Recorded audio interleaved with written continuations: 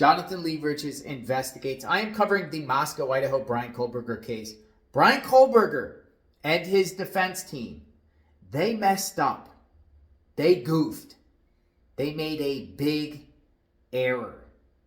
Bryan Kohberger waived his right to a speedy preliminary hearing.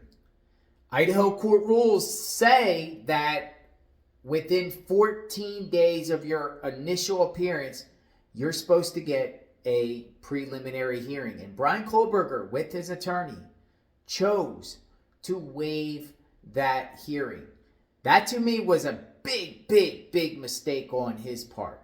This is when I'm going to go back and share with you the time he waived his right to a speedy preliminary hearing. Check this out.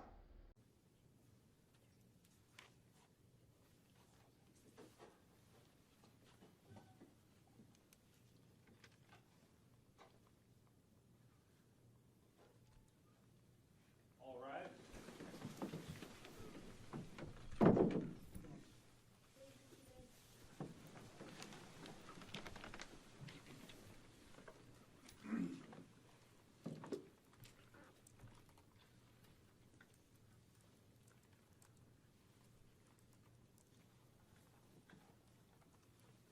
Right, good morning. We are on the record. This is cause number CR 29222805. This is State of Idaho versus Bryan Kohberger. Mr. Kohberger is in custody. He is appearing here in court with his attorneys, Ms. Taylor, Mr. Logsdon, Mr. Thompson, Ms. Jennings appearing on behalf of the state. This is the time set in the matter for the preliminary hearing status conference. So I am going to inquire of counsel. Ms. Taylor, what's the status at this time? Thank you, Your Honor. We are going to ask the court to set preliminary hearing out into June. We would request the 3rd or 4th week of June and probably 4 or 5 days for preliminary hearing. Mr. Kohberger understands his right to a timely preliminary hearing, and he's willing to waive the timeliness to allow us time to obtain discovery in this case and be prepared. And Mr. Thompson, are you in agreement with that? The state has no objection to that, Your Honor. Ms. Taylor reached out to us by email yesterday with her proposal.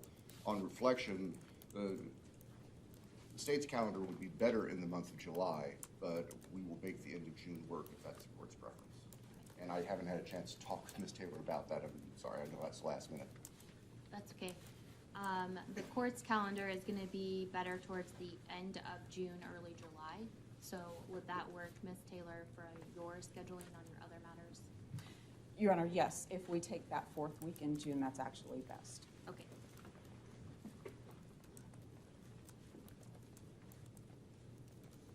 So, Mr. Kohberger, I need to speak to you for a moment then.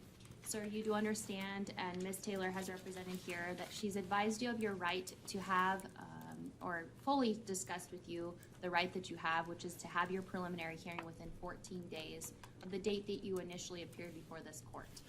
As you recall, when I advised you of your rights, that hearing is a probable cause hearing where the state has to establish that more likely than not, these felony offenses were committed and you were the one that committed the felony offenses.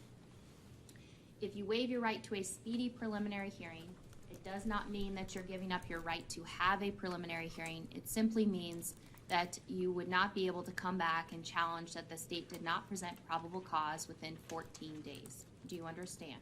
Yes. Have you had enough time to speak with Ms. Taylor about your decision to waive your right to a speedy preliminary hearing? Yes. Do you need any additional time to do so? No.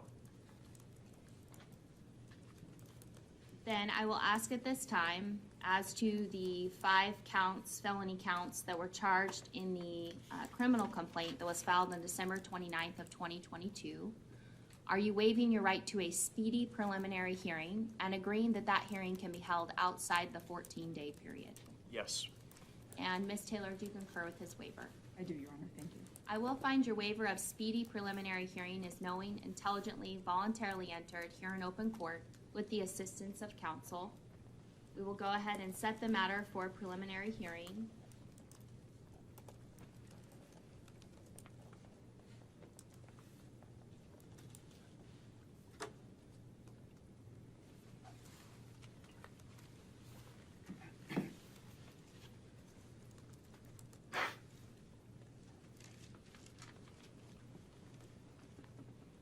beginning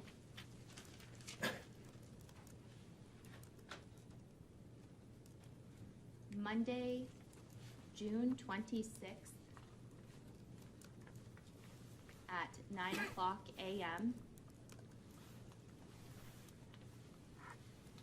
And I will go ahead and reserve the week, so June 26th to June 30th, in the event that we need all 5 days for presentation of evidence.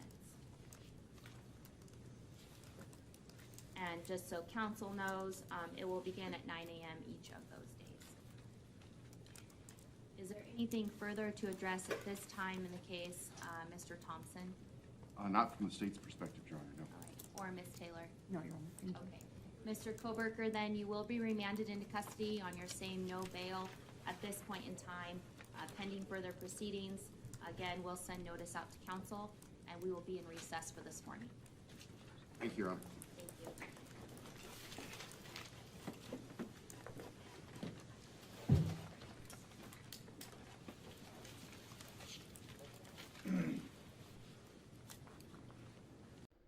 He messed up because the preliminary hearing then was scheduled way out. 5 months later. 6 months later. June 2023. And it gave the prosecution time to get a grand jury. Get the evidence to present to a grand jury. If Bryan Kohberger's defense and him didn't waive that right to a speedy preliminary hearing, he would have had that preliminary hearing within 14 days, probably the end of January 2023. And then they could have seen what the prosecution had. The prosecution would have had to reveal their cards, because I don't think the prosecution would have got an indictment down before then. And then they would have been able to cross-examine their witnesses. But instead, I don't know who's giving Bryan legal advice there, but waiving. He also waived his right to a speedy trial, too, which by Idaho law, he could have had a trial within 6 months.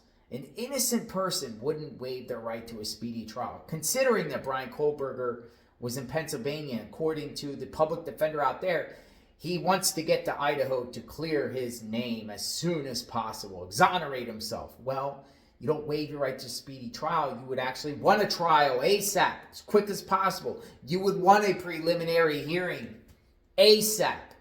But instead, he waived both. And now, his case goes right to district court, bypasses the preliminary hearing, no preliminary hearing. I think that's a bad move on Bryan Kohberger and his defense part. Do you agree or disagree? Subscribe to my channel, hit the notification button. I am covering the Bryan Kohberger case. Let me know what you think about this. Do you think it was a good move or a bad move by Bryan Kohberger's part? I'll read your comments. We'll talk soon. Stay tuned.